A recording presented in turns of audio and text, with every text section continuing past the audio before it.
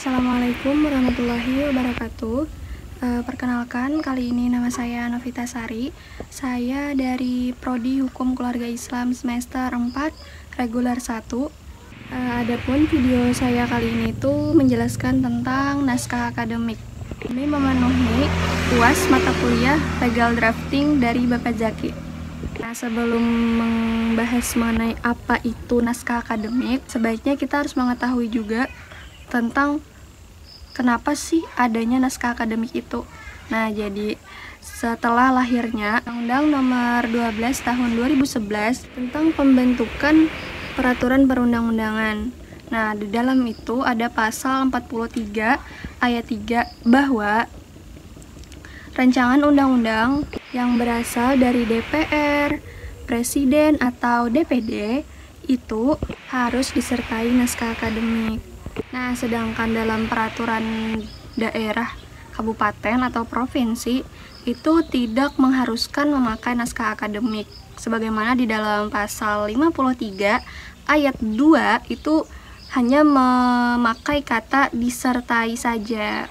Jadi tidak diharuskan sebagaimana dalam pembentukan rancangan undang-undang yang berasal dari DPR, Presiden atau DPD. Bahkan naskah akademik ini pun dibilang sebagai jantungnya.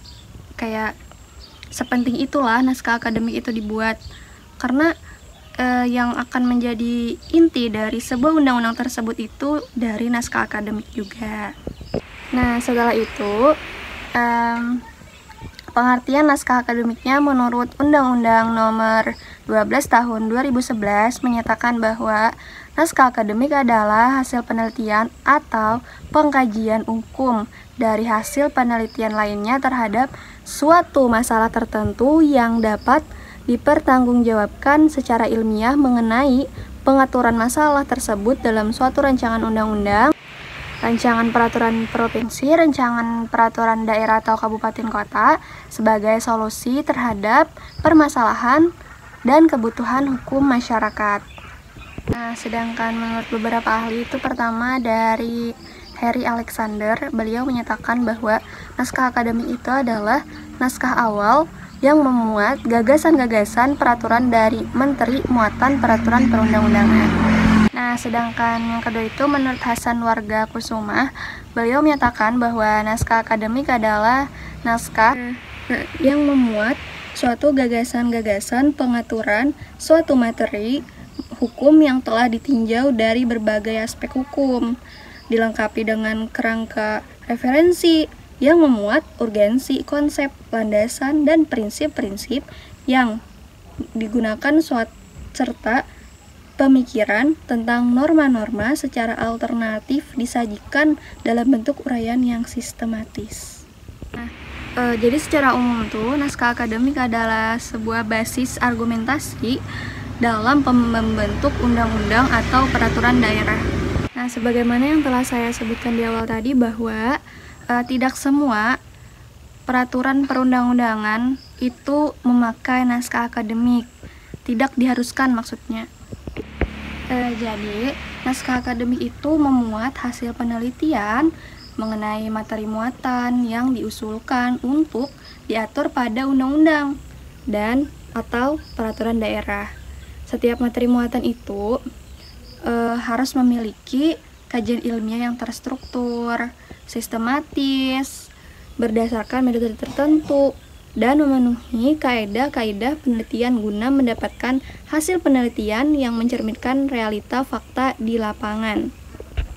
Sehingga dalam penyusunan naskah akademik ini harus disusun oleh orang yang memang ahli di bidangnya agar tidak terdapat kesalahan.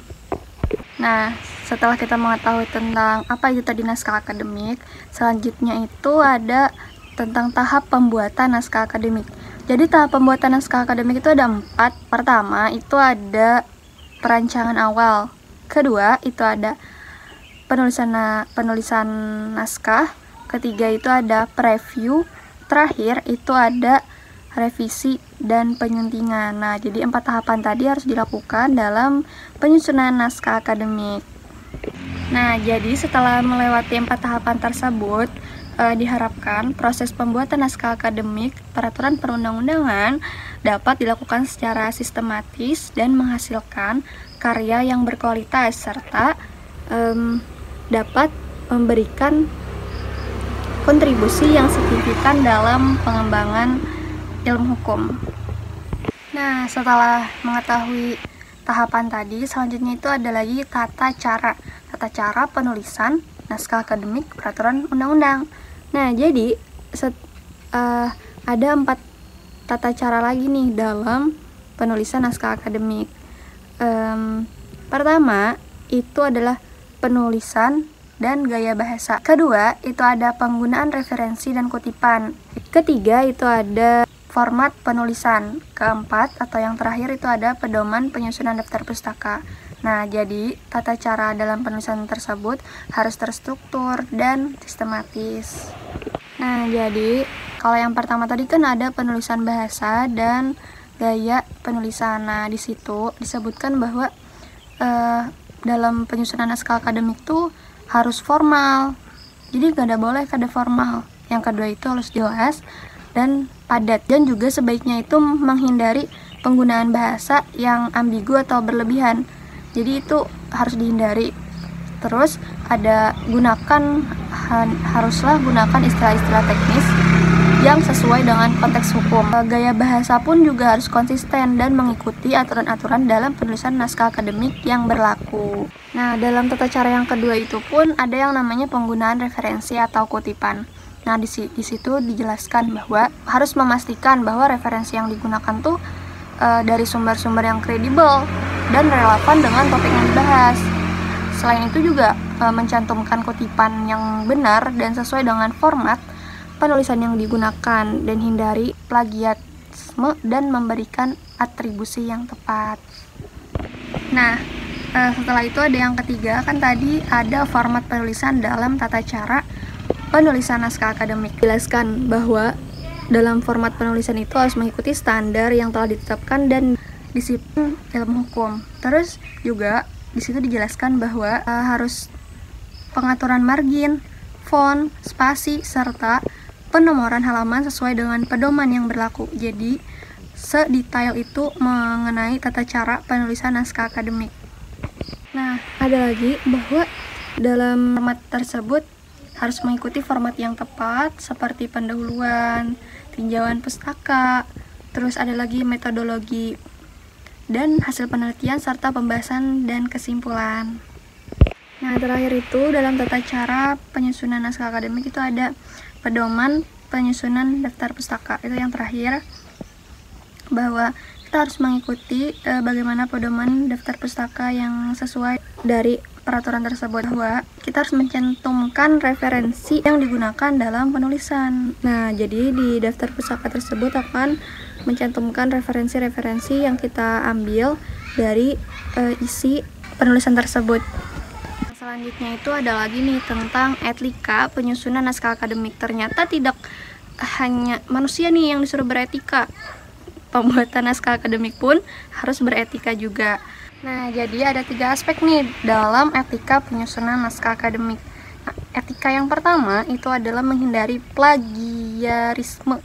Nah, itu sangat-sangat harus ya dalam etika penulisan agar tidak terjadi sesuatu yang tidak diinginkan. Yang kedua, itu ada penghormatan terhadap sumber daya lain. Yang ketiga, itu ada transparansi dan keterbukaan. Nah, itu tadi etika-etika dalam penulisan naskah akademik.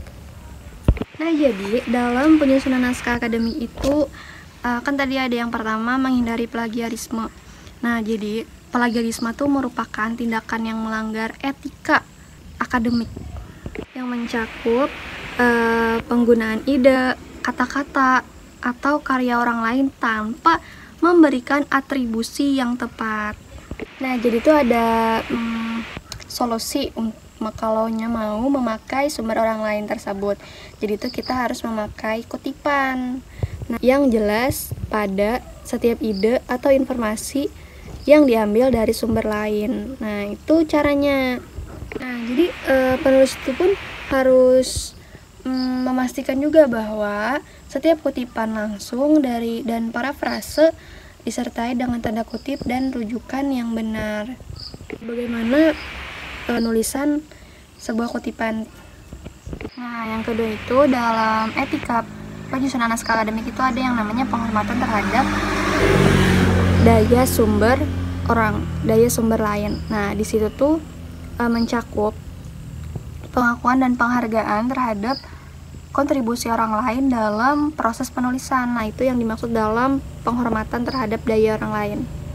Nah, jadi ini termasuk memberikan pengakuan kepada penulis, peneliti, atau lembaga yang telah menyediakan data, informasi, atau pemikiran yang digunakan dalam naskah akademik. Itulah yang dimaksud dalam penghormatan terhadap sumber daya lain dalam etika penyusunan naskah akademik. Nah, terakhir itu ada transparansi dan keterbukaan. Jadi, transparansi dan keterbukaan itu memastikan bahwa pembaca memahami asal-usul, metode, dan proses penelitian yang digunakan dalam penyusunan naskah akademik. Jadi, masyarakat umum atau publik itu bisa mengetahui. Lagi pula, penulis itu pun harus menyajikan informasi yang jujur, objektif, serta memberikan penjelasan yang lengkap mengenai metodologi, analisis data, dan temuan yang diperoleh. Jadi, selain itu penulis juga harus membuka diri terhadap kritik dan pertanyaan dari pembaca atau rekan sejawat. Memang, kalaunya kita menutup diri, otomatis kita tidak dapat mengetahui apa kritikan dari orang lain tersebut yang memang itu tuh merupakan penting. Nah, jadi dengan mematuhi etika dalam penulisan naskah akademik itu diharapkan setiap naskah akademik, peraturan perundang-undangan dapat memberikan kontribusi yang berarti dalam pengembangan ilmu hukum serta memperkuat kepercayaan publik terhadap kualitas dan integritas penelitian ilmiah.